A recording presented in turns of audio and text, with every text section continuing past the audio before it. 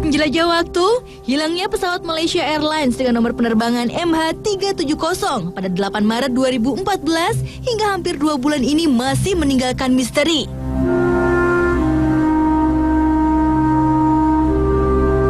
Pencarian pesawat naas tersebut kini memasuki babak baru. Pencarian pun mulai dilakukan di dasar Samudra Hindia.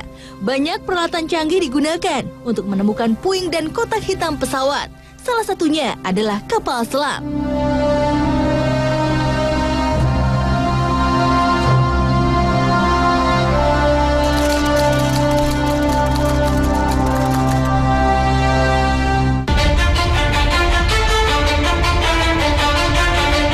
Awal April kemarin, kapal selam Inggris HMS Tireless ikut bergabung. Kapal bertenaga nuklir ini memuat 130 awak dan 14 petugas dan dilengkapi detektor penangkap sinyal kotak hitam. Amerika Serikat pun tak mau kalah. Negara adik kuasa ini mengirimkan kapal selam tanpa awak Bluefin 21 yang dioperasikan oleh kapal Seahorse Standard milik Angkatan Laut Australia. Bluefin 21 sendiri merupakan Autonomous Underwater Vehicle atau AUV berdimensi 4 meter dengan berat 750 kg. Dengan kemampuan menyelam hingga 4.500 meter, kapal selam tanpa awak ini mampu bertahan hingga 25 jam. Kapal ini juga dilengkapi pemindai sonar serta kamera yang bisa memberikan gambaran detail permukaan laut dan mendeteksi puing di dasar samudra. Sayangnya, cuaca buruk, tingginya gelombang dan palung laut yang dalam mempersulit proses pencarian.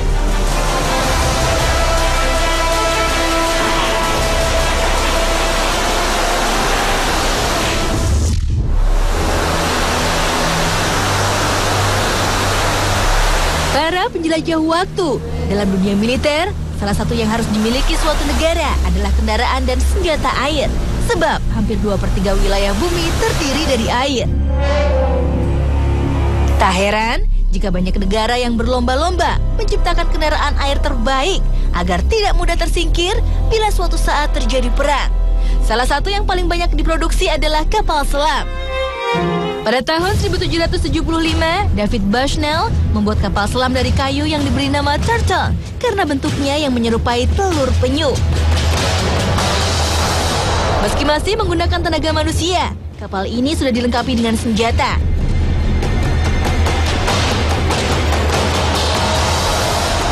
Dari tahun ke tahun, teknologi kapal selam pun semakin canggih.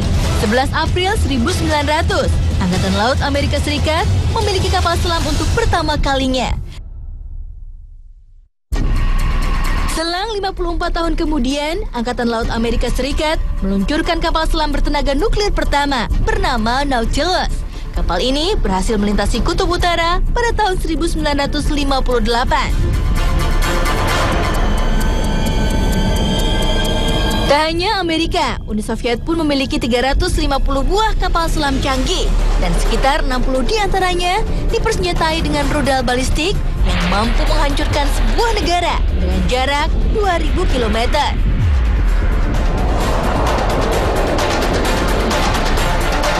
Tahun 2010, Inggris meluncurkan kapal selam terbesar di dunia bernama Ambush dengan panjang 291 kaki atau setara dengan panjang lapangan sepak bola. Kapal ini pun mampu mengubah air laut menjadi air tawar. Dahulu, Indonesia memiliki 4 buah kapal selam buatan Uni Soviet dan Jerman Barat. Namun kapal selam ini sudah sangat tua dan tidak dapat berfungsi maksimal lagi. Bahkan, salah satunya yang bernama kapal selam Pasopati menjadi monumen wisata di kota Surabaya. Tahun 2014 ini, Indonesia berencana memiliki 3 kapal selam baru. 2 buatan Korea seharga 10 miliar lebih. Sedangkan 1 kapal selam akan dibuat di Indonesia oleh PT PAL Surabaya. Kapal selam dipercayai oleh negara-negara yang memiliki laut sebagai satu alutsista yang memiliki nilai strategis sangat tinggi. Nilai strategis itu diwujudkan dalam bentuk keberadaannya yang sulit diduga. Kita dengan kebutuhan 12 unit, kita merasa cukup perlu untuk menguasai teknologi itu.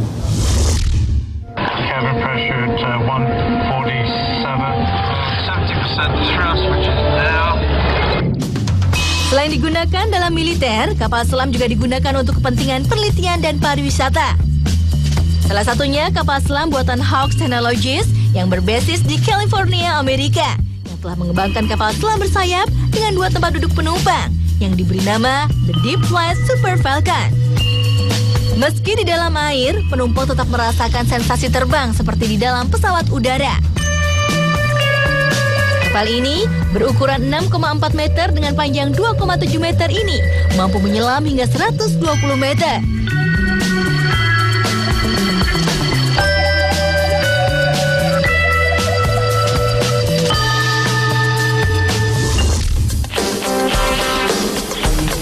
Salah satu biro perjalanan di Eropa bahkan menyediakan paket wisata menjelajah dasar laut menggunakan kapal selam yang diberi nama Lover's Deep. Harga per paket dibanderol 175.000 pound sterling atau 3,4 miliar rupiah. Para penjelajah waktu tak perlu jauh-jauh ke Eropa. Di Indonesia, tepatnya di Pulau Bali, Anda pun bisa menikmati wisata kapal selam Odyssey Submarine yang mampu menyelam hingga kedalaman 35 meter. Paket ini dibanderol seharga Rp500.000 saja. Anda tertarik mencobanya?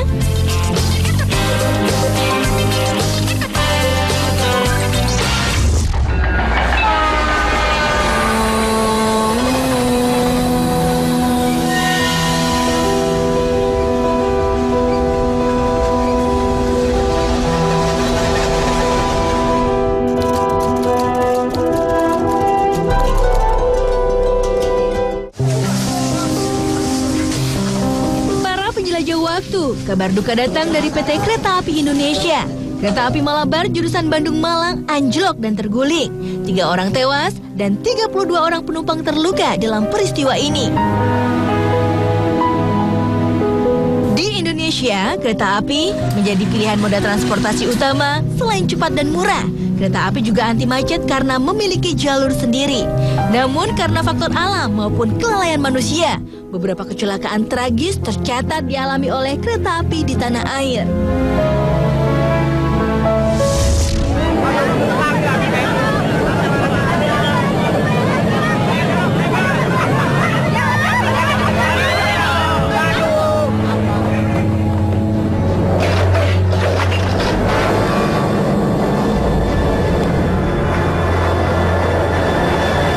Penjelajah waktu, kita kembali ke 19 Oktober 1987. Sejarah mencatat sebuah peristiwa tragis tragedi Bintaro. Saat itu terjadi tabrakan hebat 2 buah kereta api dari arah Rangkas Bitung dan Tanah Abang. Kecelakaan terjadi akibat human error. Saat itu, masinis telah mendengar instruksi aba-aba sinyal. Dalam peristiwa ini, 156 orang tewas dan 300 penumpang terluka parah. Tahun lalu, 9 Desember 2013, sekitar pukul 11 siang, terjadi tabrakan maut antara kereta komuter lain dengan truk tangki Pertamina. Gara-gara supir truk nekat menerobos lintasan rel. Kereta terbakar dan terguling, menyebabkan 5 orang tewas, termasuk masinis dan teknisi kereta. Komite Nasional Keselamatan Transportasi atau KNKT menyatakan, bila 35% penyebab kecelakaan kereta api dalam 7 tahun terakhir di Indonesia adalah sarana serta alat yang kurang memadai, dan 24% lainnya akibat kelalaian manusia. Rel anjlok rata-rata disebabkan oleh kurangnya perawatan dan pengawasan yang dilakukan oleh petugas, padahal akibatnya akan sangat fatal. Bahwa keselamatan itu tidak hanya pada kereta apinya kan juga. Ini lebih dipengaruhi oleh lingkungan sekitar dan masyarakat. Malabar lewat yang kemarin jatuh itu ya menurut saya indikasinya dugaan saya yang sangat kuat ini memang tiba-tiba longsor kan gitu. Ya itu tadi yang saya sampaikan bahwa dengan kejadian itu memberikan pelajaran terutama bagi PT KAI bahwa sekarang ini kita awasin titik-titik yang dianggap rawan itu 24 jam. Di Indonesia, Sebelumnya, kecelakaan kereta api pun pernah terjadi di berbagai belahan dunia. Salah satunya, kecelakaan kereta di Santiago de Compostela, Spanyol tahun 2013 lalu. Diduga akibat melaju terlalu cepat, salah satu gerbong kereta melompat dari rel dan mengakibatkan seluruh gerbong bertabrakan dan terlempar. Penjelajah waktu, di masa mendatang kita berharap kecelakaan kereta api tidak terjadi lagi karena kereta api sejatinya merupakan angkutan massal masa depan yang masih dibutuhkan masyarakat. Lihat saja di negara-negara maju seperti Eropa, Jepang, dan Cina. Kereta api menjadi primadona transportasi umum. Ketepatan waktu dan kecepatan membuat kereta tetap diminati. Perkembangan teknologi kereta pun semakin canggih.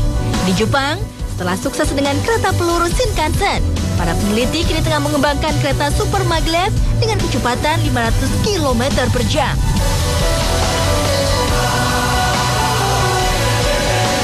Indonesia sendiri rencananya akan membangun rel kereta peluru yang sama seperti di Jepang. Bila Shinkansen ala Indonesia benar-benar ada, waktu tempuh antara Jakarta-Bandung diperkirakan hanya 30 menit saja. Akankah kereta super cepat bermodal 50 triliun rupiah ini akan segera terrealisasi?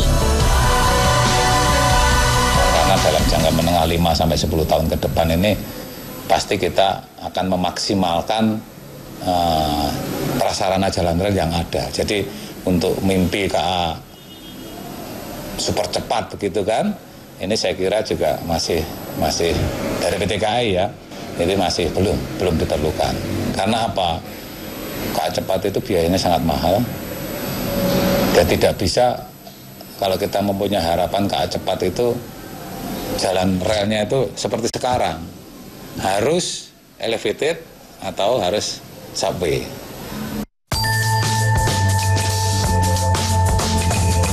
Para penjelajah waktu, kita tinggal menunggu waktu dan keseriusan pemerintah saja.